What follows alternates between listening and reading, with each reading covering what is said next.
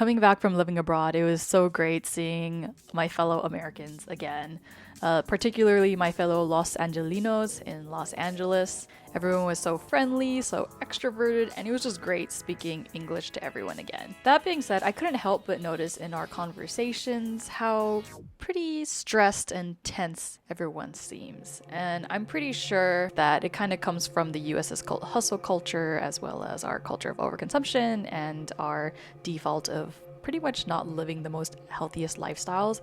And if we don't take care of our health, it kind of feeds into our stress and other parts of our lives in a not so positive way. And I just couldn't shake off this thought that guys, we really don't have to live this way. And I'm a firm believer that we could learn a lot from other cultures and countries and kind of take what we like and then just throw away what we don't like. A kid cannot dream of being an astronaut if he does not know about space.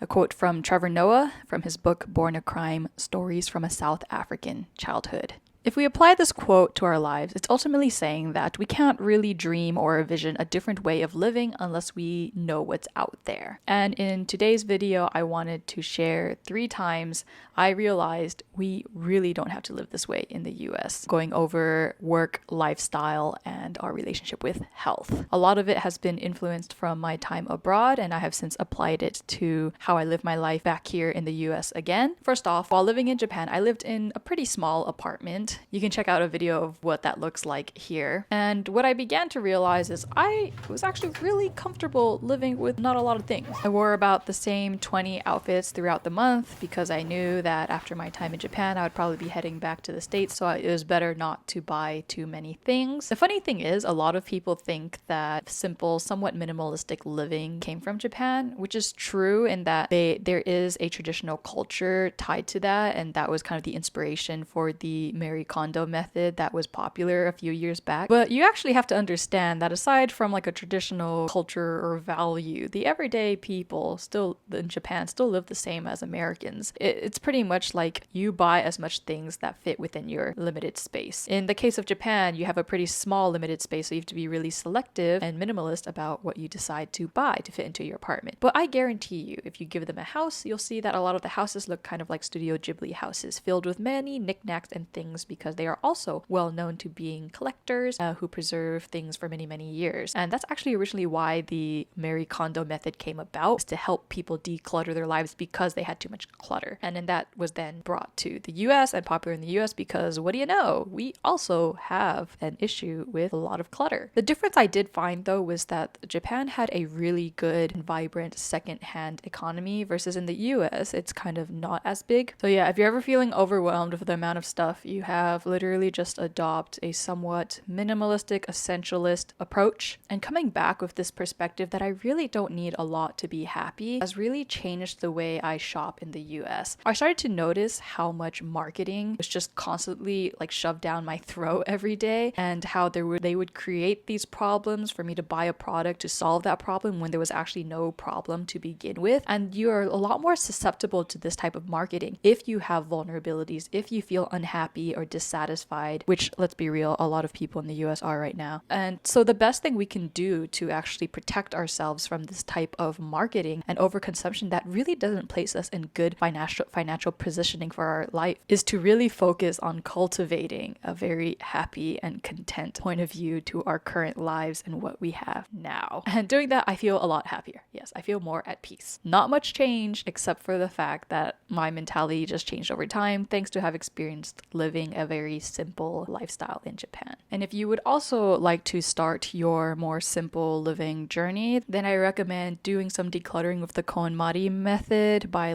looking at something you really liked for a while, thanking it for its service, and saying goodbye and release it. That's honestly how I've kept my room pretty minimalistic. I have mixed feelings about how minimalism has been thrown around. I'm not saying get rid of everything, because I do believe more so in essentialism, where I have the things I need and then some. Things that I like or enjoy, and maybe if something has really sentimental meaning to me, just keep it. If it inspires you and your creativity, then keep it. There's nothing wrong with clutter if it's clutter of all the things that inspire you and bring you good memories and love. But if it is starting to stress you out, then yes, I think keeping a simple life, decluttering is highly recommended. You gotta be careful of nuance. There is a nuance to everything. Next is my qualms with America's hustle and work culture and our definitions of success. Clearly, the current definition of success is not working for us. In the book, The Pathless Path, the author describes a survey that was done. The survey subjects were asked two questions, which is how do you think other people define success? And then how do you define success yourself? A lot of times we all agree that other people define success as money, fame, glory, you name it. But personally, our own success is success in our lives, contentment with our relationships, and it's just so different. We're not really actually chasing the money. We're actually just chasing a life worth living. Well, whatever that means to you, because a life worth living means something different to everyone. And that's why it's impossible to have one single successful life. There were two conversations that really stood out to me while I was living in Japan. During that time, I had made friends with a lot of people from Europe, particularly in Germany, Spain, France, England, things like that. And I remember I was talking to this friend about how different our perspectives were. Like, he was pretty chillax, kind of taking life day by day, versus for me, I was like planning my next step and what my future would roughly look like in the next 5-10 years. And he was just telling me like, Brenda, I don't understand how Americans have a culture of living to work, because for us, we just work to live. I'm like, okay, I've heard that phrase before, but okay. I'm hearing it again. And this became really apparent to me when, after I finished my work in Japan, I decided to do a 2-month backpacking trip around Asia. And somewhere in the middle of that whole trip, maybe like after I finished 1 month, one of my American friends would say to me, "You're still traveling?" And they were surprised. Versus when I was telling another one of my European friends from Spain, they were just like, awesome, where are you going next? And it was just so normal to them. They literally did not bat an eye. And during that whole time when I was traveling to different guest houses and meeting a bunch of other travelers as well, a lot of them were from Europe because they had enough PTO and they took the PTA, or they were on a holiday visa and were literally traveling and working sporadically, which is such a crazy way to live to me as an American. Like, how? And they were so happy. Like, you can tell the difference if someone's stressed out or happy literally just by like how much their eyebrows furrow. So a relaxed person is, their eyebrows are really comfortable, but with everyone else who's stressed out, their eyebrows are either tense or like a little down like this. Can you see it? Can you see it? And I was like, damn, I really want to be like you guys. You guys seem really relaxed. I don't know if you're happy because, you know, everyone goes through things in life, but at least they're relaxed. I've also had personal conversations with my American friends where when they travel, they always like are hustling while traveling. They're literally hustling at home. Then they go travel, and because they don't often get to go on vacation, they're usually trying to cram in like a bunch of things to do all at once, which is kind of exhausting. When do you just chill? And another one of the things is one of my friends, he was on vacation, and then at some point he was like, "I was itching to get back to work." And I was like, damn. There's nothing wrong with that. I mean, I enjoy work as well, but like, damn.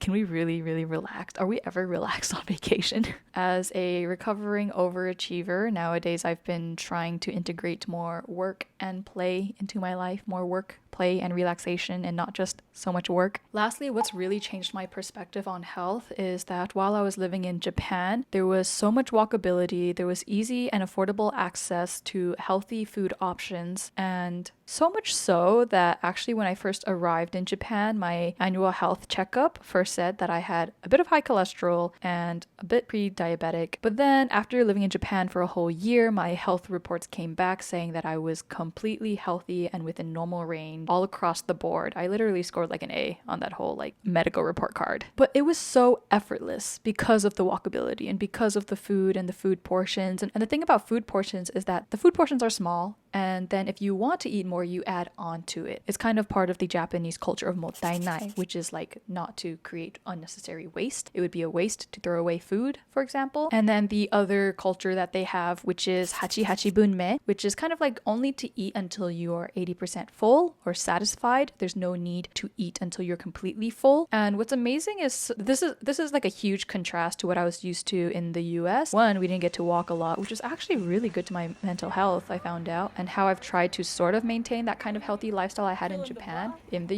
US is that nowadays I do daily treadmill walks. I would like to go walk outside, but honestly, my neighborhood is a bit dangerous, so I'd rather not. Whenever I'm going out, I don't mind parking further away from the entrance and just walking to the entrance because we have 2 legs, might as well use them. And unfortunately, with portion sizes, I just try to make sure to just eat maybe half the meal and then saving the other half for later until I'm 80% full. Before, I used to always stuff myself because in the US we have this like food eating contest culture and also like buffet culture, and no one really told me to just eat only until I'm satisfied. There was a culture of like finish my plate from my family's culture, but the problem is the American plate is really, really big. And I understand why the US plates are also so big, because honestly, if they give you a larger portion, they can charge you more money and that gives them a larger profit, versus in Japan it's more about the value of mottainai and less about like maximizing profits. And then another thing with food is I've actually started to eat at home more. As much as I wish I could go out and eat like the way I do in Japan, there's just not a lot of healthy food options within the US. You will find that a lot of our foods have additives and preservatives and things like that. And I know this is true because you just literally have to look at the food boxes and they're quite preposterous when they have to say things like made with real cheese, no preservatives, no additives, yeah, it's organic. Like in other countries, that's the default. And here it's not the default, because you will find that in the US, a lot of additives are innocent until proven guilty. And so you won't really know if the additives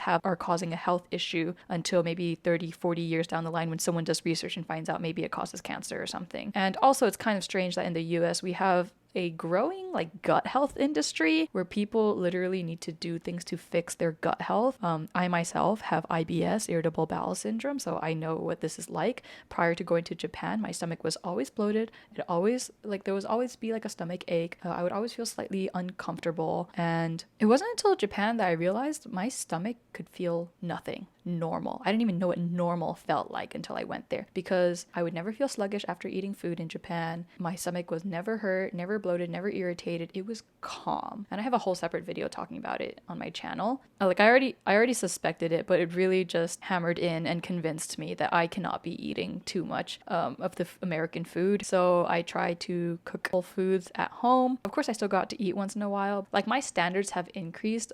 I am a lot more sensitive to knowing when there's a food that makes my stomach uncomfortable, because now I know what it feels like for my stomach to just be quiet, normal, and happy. So I highly recommend, if you can, to slowly start moving into a whole foods diet. As much as I wish that this type of healthy lifestyle should already be the default in the US, it is not, due to urban planning, due to our food culture and the food industry's regulations. So if you're like me and you're pretty dissatisfied with the US's hustle culture, culture of overconsumption, and the fact that a healthy lifestyle is literally not the default and we have to be overly conscious with how we approach our health in this country, don't worry, it's not you, it's the environment we live in. And I don't think we're going to change our urban planning to create more walkable cities anytime soon, nor are we going to go up against the food mega corporations and change the food industry regulations. The least we can do is focus on what we can control, which is our lifestyle. Those are the 3 ways I've changed approaching my life since living abroad. But how about you? Are there any parts of other cultures that you've taken and decided to adopt it into your everyday life? Have you found inspiration from other cultures around you? Or what have you done recently to literally chill the heck out, disconnect ourselves from the ever bustling, ever omnipresent, hyper-capitalistic society that is America? Comment down below, I'd really love to hear it, and see you guys in the next video. Bye!